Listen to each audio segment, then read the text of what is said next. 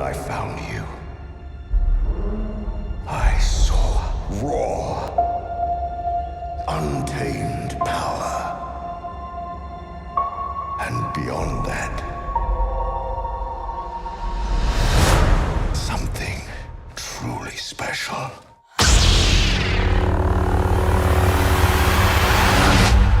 Saudações, nerds! Aqui é o Turner. E eu sou o remédio para o seu pulmão quando você está gripado. Quê? Famigerado Vic. Ok, né?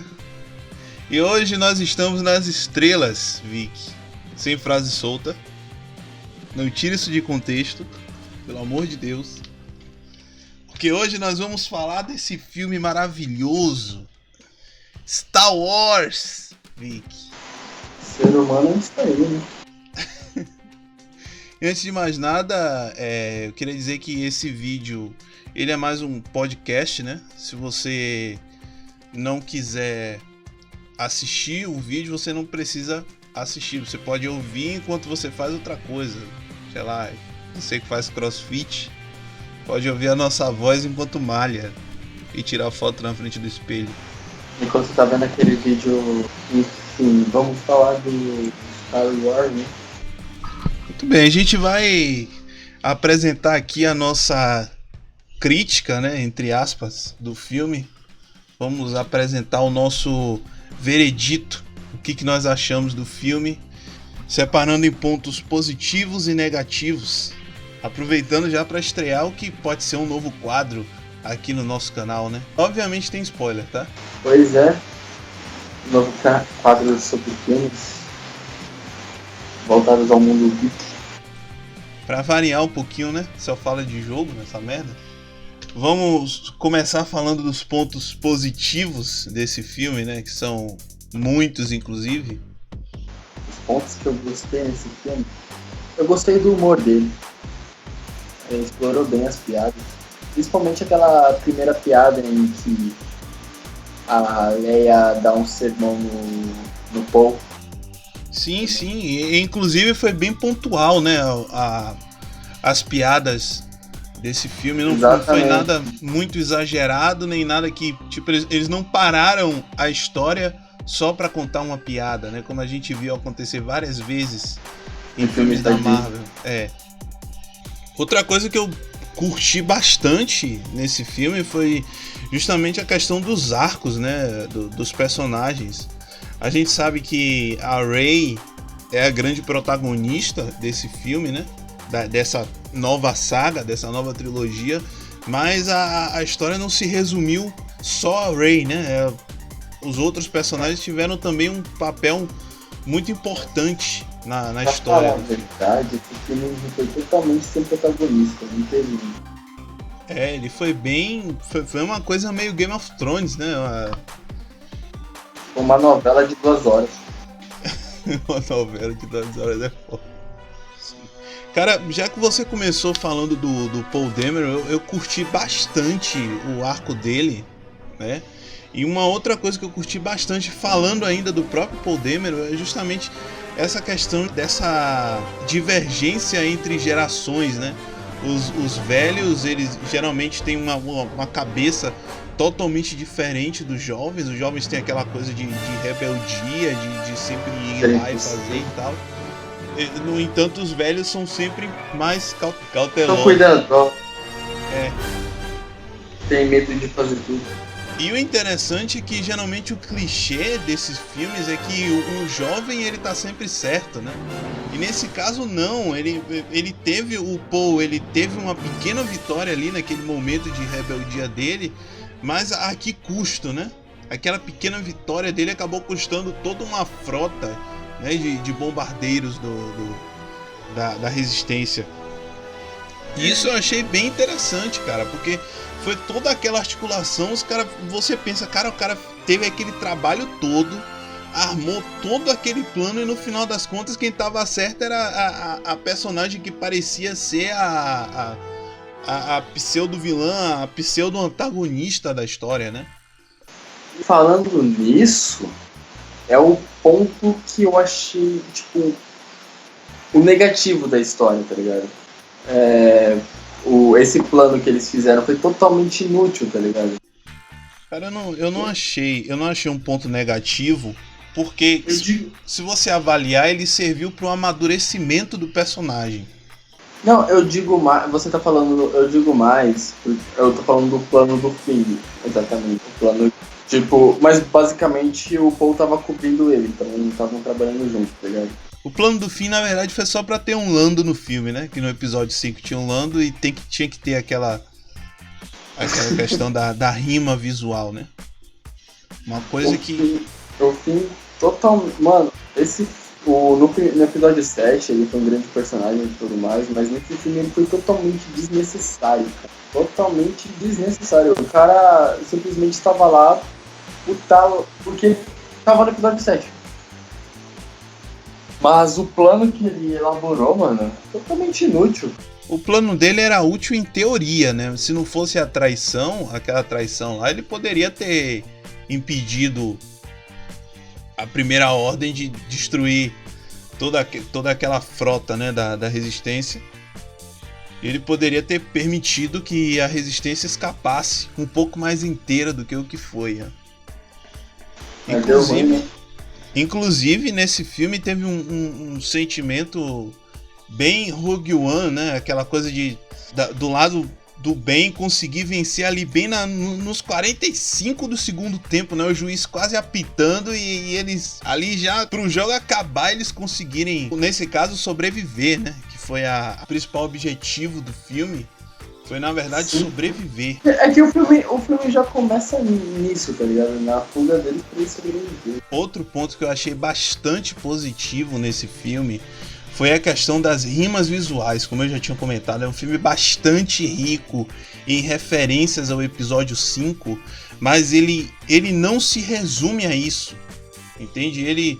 Ele apresenta mais do que o episódio 5, e também de maneiras diferentes, como até o próprio arco da Rey e do Kylo Ren, que eles em determinado ponto eles tentam fazer a mesma coisa que os antecessores deles, né, que seriam no caso o Luke e o Darth Vader.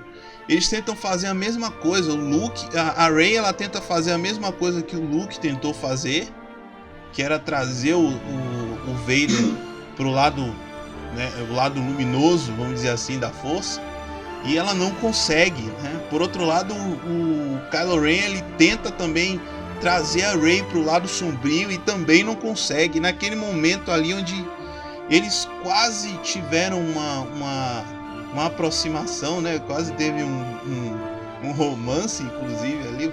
Foi até meio esquisito, né? Aquele relacionamento deles, aquela ligação deles. Eu acho que eles ainda vão fazer isso. Não, eu ainda acho que eles vão ficar juntos no final do filme, porque, cara, é aquela coisa, tá ligado? Outro ponto estranho que eu achei nesse filme é o próprio Kylo. Cara, eles não vão. Eles com certeza não vão. Não, sabe por quê? Por causa a personalidade do Kylo, cara. Ela não permite isso. Pra eles dois ficarem juntos, ou o Kylo tem que ir pro lado sombrio, pro lado luminoso, entre aspas, da força, ou a Rey tem que ir pro lado sombrio, e nenhum dos dois vai ceder, cara. É isso, cara, é isso. Acho que o Kylo vai ceder no finalzinho, porque, mano, ele cede muito. Ele tenta ceder o tempo todo. Você pode ver que ele fica. Ele é. Mano, ele é aquele cara que, tipo, não quer fazer as coisas, só quer fazer porque quer se sentir o foda, tá ligado? Quer seguir o avô dele. Mas no fundo ele não quer fazer aquilo. Ele é um personagem que tá sempre em conflito, né? Desde o episódio 7, você vê que ele tá sempre em conflito. Agora ele tá mais poderoso, né? Na força, usando o lado negro. Porém ainda tem aquela fagulha, né? De sentimento que ele não consegue abandonar. Ele tá sempre lutando contra isso, né? Ele quer o lado negro, mas ele tá sempre em conflito ali contra a própria luz que ainda existe dentro dele. Uma coisa muito interessante, inclusive, nesse filme, que ele aborda onde a luz ela não é 100% luz e as trevas também não são 100% trevas. Esse filme, como o próprio Luke diz em uma das cenas, onde há uma poderosa luz, também há uma poderosa escuridão igual, né? Que se iguala. E você vê ali no momento em que a Rey ela quase cede ao lado negro, né? Enquanto o Kylo também quase cede à luz, e fica esse conflito, essa dualidade entre os dois, né? É uma coisa meio em tons de cinza, né? Em vez de ser preto no branco, como a gente via na saga clássica, né? Na trilogia clássica, é uma coisa meio em tons de cinza. Isso é interessante, tá ligado? Mas ainda assim, com o Kylo, que era pra ser um personagem impotente, esse cara. É um cara que eu sinto pena dele, cara.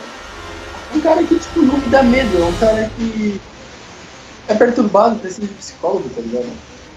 Não é um cara que, meu Deus, você é um vilão do mal, precisa respeitar. É por isso que eu falo, no final ele vai acabar cedendo, indo pra luz e vai acabar ficando com a Rey, porque, tipo, se era pra formar casalzinho pra esse filme, todo mundo achava que ia dar entre o Finn e a Rey, né? Mas acontece certas coisas no filme que desconsidera tudo isso. Certo? Naquele momento que aquela garota aqui, eu esqueci o nome agora, ela beija o Finn, né, e tal. Você vê na cara dele que ele não gosta dela desse jeito, sacou? Ele não tá afim dela desse jeito. E isso nos dá ainda uma certa esperança de ver a Rey e o Finn, ou aquele famoso chip do Finn e do Poe, né? Que tá todo mundo querendo aí, e eu não entendo porquê. Mas... E se eu comentar o porquê, vão me chamar de homofóbico / Mussolini, então... porque eu não vejo combinação, não tenho nada contra, sacou? Mas eu não vejo combinação deles dois, cara. Cara, o Luke. Puta que pariu, o Luke, velho. Pra mim, a única coisa boa desse filme de verdade foi o Luke. E a Leia, o Luke e a Leia, né? Você gostou de Batman vs Superman, né, velho? Não. Cara, um filme com tanta... Mas enfim, cara, o Luke, ele tá muito foda, velho. Ele tá muito foda nesse filme. O Luke chegou ao nível de Flawless. Apesar de que o Mark Hamill, ele não tava tão Luke, né? Mas a gente até entende, né? Pelo fato de já fazer tanto tempo que ele não faz esse papel, 30 anos que ele não faz esse papel, né? Mas mesmo assim, cara, ele conseguiu ser convincente, porque o Luke, ele envelheceu, cara. O Luke não é mais aquele ingênuo de antes. Ele imagine o tanto de coisa que ele deve ter passado, sabe, nesses 30 anos. Só essa situação do Kylo já mudaria completamente a visão dele de mundo, cara. E é isso que ele consegue passar, ele consegue convencer. Ele dá a entender que ele é o novo Yoda.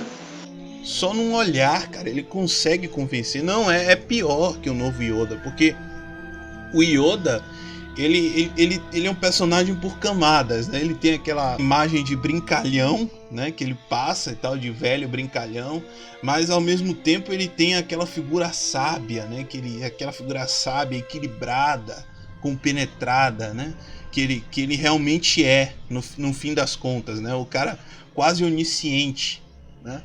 E o Luke, ele tem essa questão da sabedoria e tudo, só que ele tem uma certa revolta também, uma certa negação, sabe? E ele consegue passar isso desde o primeiro momento em que ele aparece no filme. Inclusive, a gente vê também sinais disso, porque você vê naquele momento em que a Rey, ela tá aprendendo, né, a usar a força, ela consegue sentir tudo, né? Ao redor dela, dentro do próprio planeta, na galáxia e tal. Só que ela não acha o Luke. Por quê? Porque ele se desligou da força, né? E para o cara se desligar da força, ele também tem que ser muito poderoso, cara. Porque se a força tá em tudo, né? Se a força tá em tudo que existe, Quer dizer, se a gente fizesse parte do universo de Star Wars, eu e você teríamos uma fração da força. Quando a gente morresse, por exemplo, a gente ia fazer parte da força. Assim como o Jedi, quando ele morre, que ele se transfigura, né? Que ele faz aquela cena clássica dele desaparecer, né? E depois se tornar o fantasminha azul. Ali ele tá se tornando um com a força.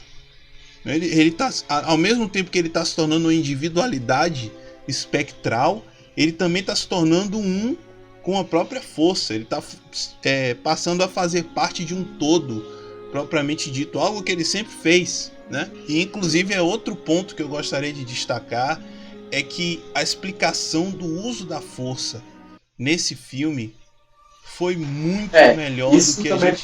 Isso também foi uma coisa muito boa, porque finalmente a gente teve a força, tá ligado?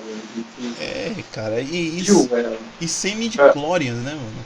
E, tipo, não foi aquela coisa que só movimento pedras e os caramba, não. Foi realmente, mostrou que a força é muito mais além do que aquilo. Ela te convence, cara. Ela te convence que ela tá ali, sacou? Desde o episódio 7 eles já estão começando a fazer isso, mas dessa vez foi tanto a explicação quanto o próprio uso da força, a força sendo usada, foi muito mais convincente, cara. Isso foi que me deixou com os olhos marejados no filme, né? Desde quando o Luke apareceu, todas as cenas do Luke, elas me trouxeram aquela nostalgia, sabe? Inclusive até a própria cena da morte do Luke, né? Que a gente vê logo tanto no episódio 3, quando ele é levado pra Tatooine, aqueles dois sóis. Quando ele aparece logo no episódio 4, a primeira cena que ele aparece no episódio 4, ele tá também observando o pôr do sol, se eu não me engano. Eu não me lembro se é o pôr do sol ou se ele só tá olhando o sol, mas o sol ele é um elemento constante na história do Luke, né? E no momento da morte dele, quem não viu o filme tá tomando spoiler agora. O Luke, ele morre no final, assim como o Yoda morre no episódio 5, né? Inclusive, cara, falando em Yoda, ele aparece ali pra dar o nosso pequeno fanservice, né, no meio do filme.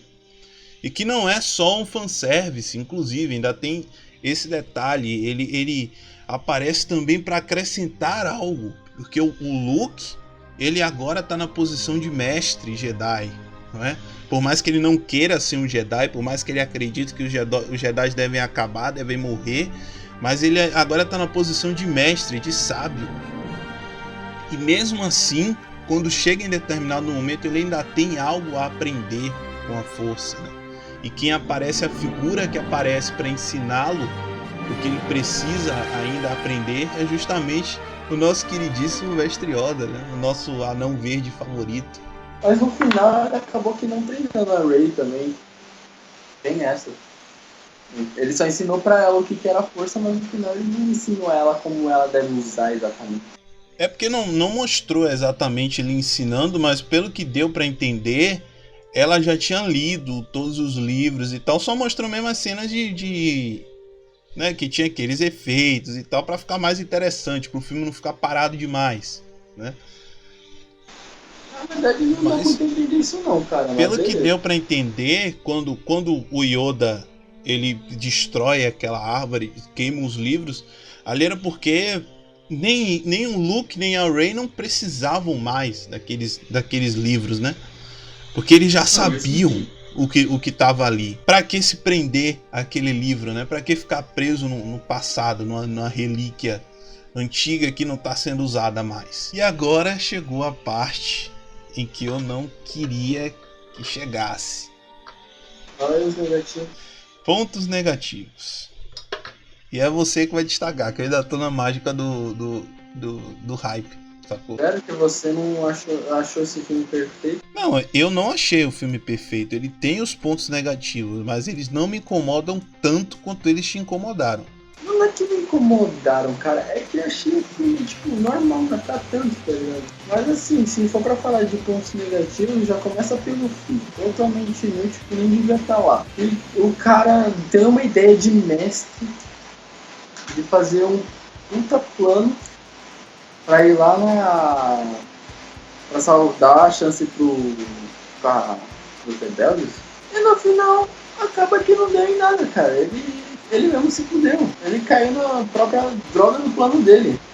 Eu não, Phasma também. eu não queria continuar falando de ponto positivo agora, mas eu esqueci dessa parte. Eu esqueci. O fim foi tão dispensável nesse filme que eu esqueci dessa parte. Que a cena dele, por mais dispensável que ele tenha sido, a cena que ele vai para aquele planeta com a chinesa lá, que eu não vou lembrar o nome dela. Eu também não, ninguém vai lembrar o nome dela, eu acho. É a primeira vez que ela aparece, não tem como lembrar.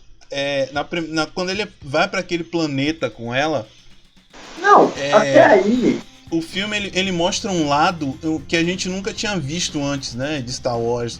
Um lado mais intimista, aquele lado cinzento mesmo da guerra, né? Que aquele povo ele lucrava vendendo tanto armas para rebelião, Aquela crítica ao capitalismo. quanto para a primeira ordem. Exatamente, ele era meio Estados Unidos ali, né? Que vendia arma para todo mundo e lucrava em cima da guerra. Esse filme tá muito crítica política também. E eles mostram esse lado mais intimista, né? mais da população mesmo. O que começou, inclusive, no episódio 7.